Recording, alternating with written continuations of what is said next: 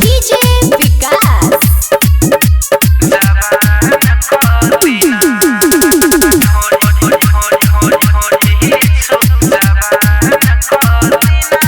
हमरा ठोरी छुके जीजाजी जवान कदिना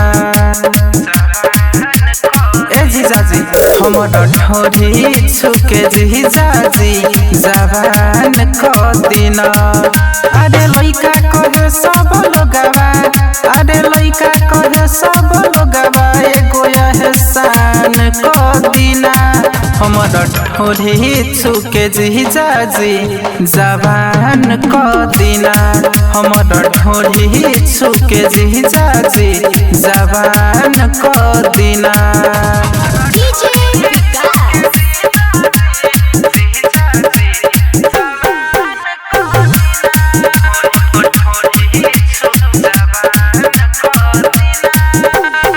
कौनो नजर से देखे न टोके राह में जब हम जानी हो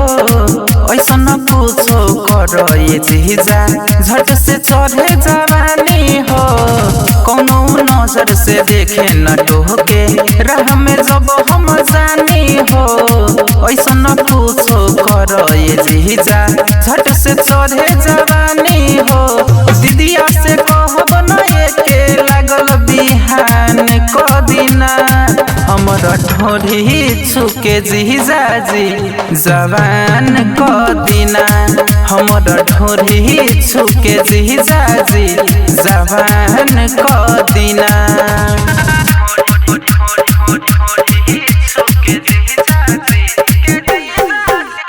डीजे विकास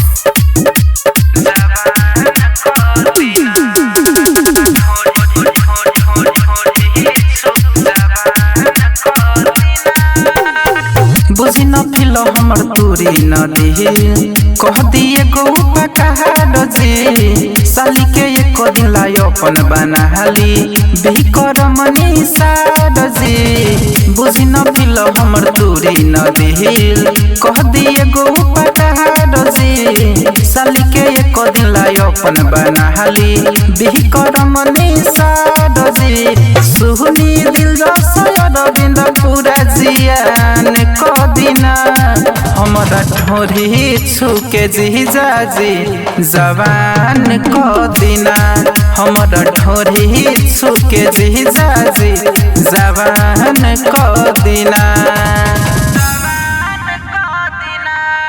दिलजोश रिकॉर्डिंग स्टूडियो हरैया।